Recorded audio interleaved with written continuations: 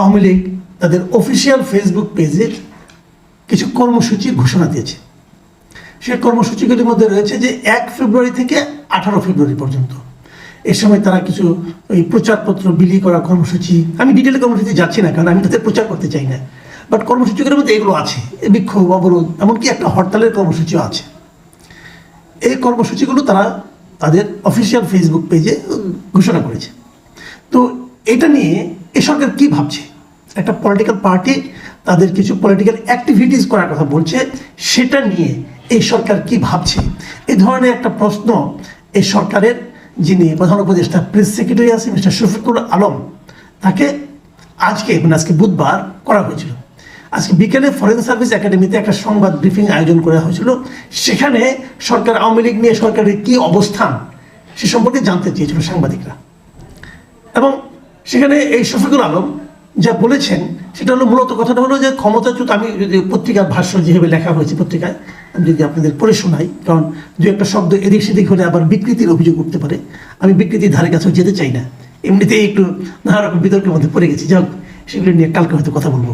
যেটা বলছিলাম যে উনি বলেছেন, ক্ষমতাচ্যুত আওয়ামী লীগ যতদিন না ক্ষমা চাচ্ছে, যতদিন না তাদের নেতৃত্বকে বিচারের মধ্যে আনা হচ্ছে এবং যতদিন না জবাবদিহির মধ্যে আসছে, ততদিন তাদের কোনো প্রোটেস্ট করতে দেওয়া হবে না।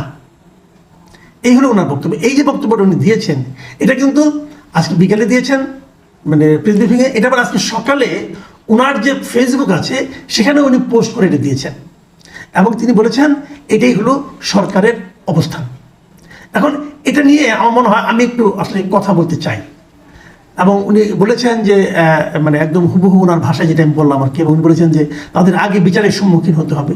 এখানে সরকারের স্পষ্ট অবস্থান, তার মানে উনি যেটা বলেছেন এটাই সরকারের অবস্থান। এখন সরকারের অবস্থানটা কিভাবে হলো?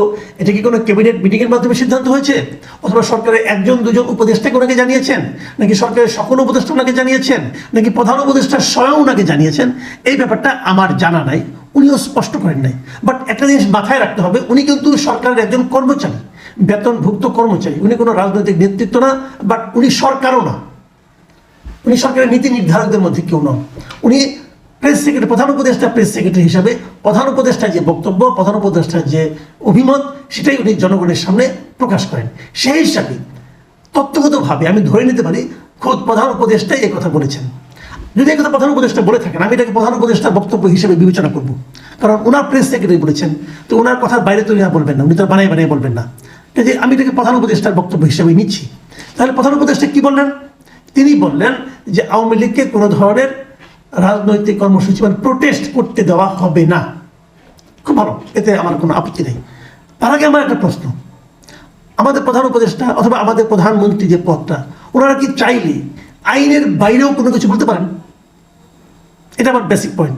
আইনে যা নেই সেটাকে ওনারা বলতে পারেন? যদি পারেন তাহলে বা কোনো কথা নেই, কিন্তু আমি যতদূর বুঝি, যতটুকু আইন বুঝি, যতটুকু জানি, যে প্রত্যেকটা লোকই কিন্তু আইনের অধীন। একটা দেশে দুটো আইন হয় না, একটা আইন আমার জন্য প্রযোজ্য, আর একটা আইন প্রধান উপদেষ্টার জন্য প্রযোজ্য, আরও একটা আইন প্রধান উপদেষ্টা প্রেস সেক্রেটারির জন্য প্রযোজ্য, তা হয় না।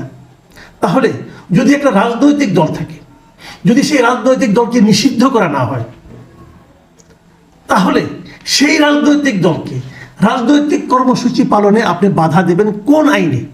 আমাকে এই জিনিসটা প্লিজ একটু বোঝান। আপনি যদি আওয়ামী লীগকে কোনো কিছু করতে না দেন, একটা হলো অফিসিয়ালি না দেওয়া, আর একটা হলো আনঅফিসিয়ালি না দেওয়া। যেমন বিগত সরকারের আমলে কি হতো? বিগত সরকারের আমলে একেবারে শেষ দিকে এসে জামাতকে নিষিদ্ধ করা হয়েছিল নির্বাহী আদেশে, যা শেষ পর্যন্ত কয়েকদিনের মাথায় সেটা সরকারের পতন ঘটল।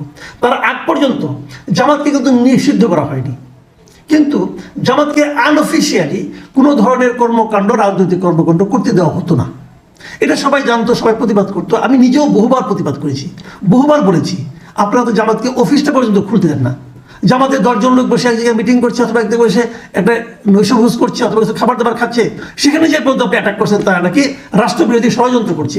অথবা এমনও বলা হয়েছে, বসেও নাই, আগেই বলা হয়েছে যে রাষ্ট্রবিরোধী ষড়যন্ত্র করার পরিকল্পনা করছে।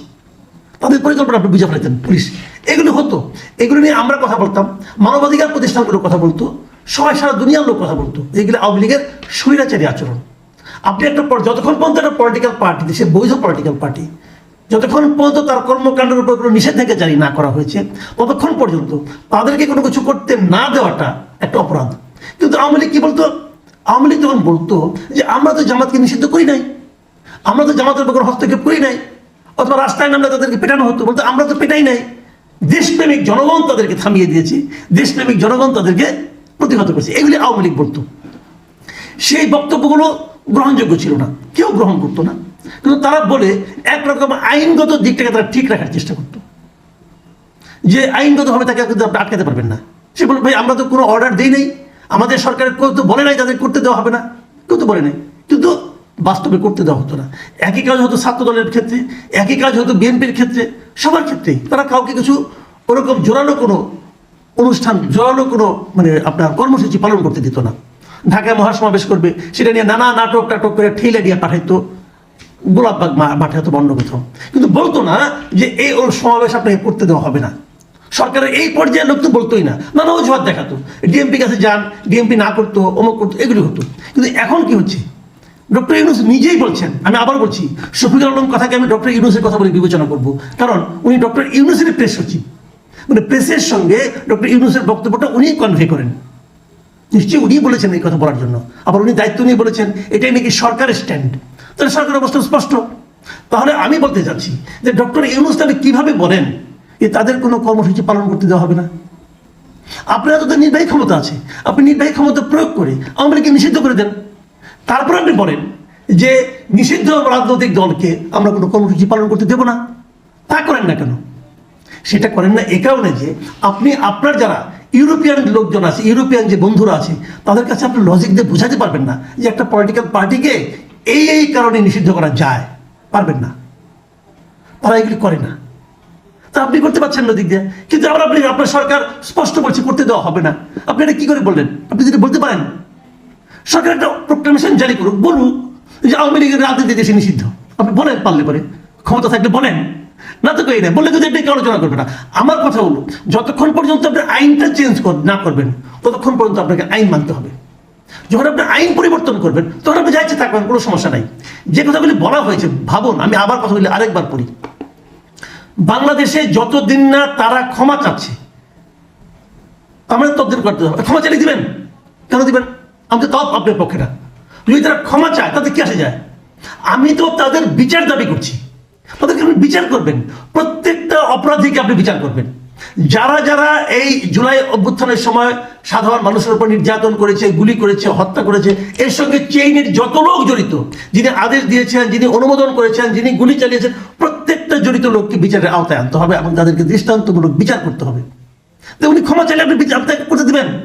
তারপর বলছেন যতদিন না তাদের নেতৃত্বকে বিচারের মধ্যে আনা হচ্ছে, তা আনেন না কেন? বিচারের মধ্যে আনার দায়িত্ব কার? আপনার সরকারের। আপনাদের বিচারের মধ্যে আনতে পারছেন না কেন? এবং বিচারের মুখোমুখি করা হচ্ছে, মুখোমুখি করার দায়িত্ব তো আপনার।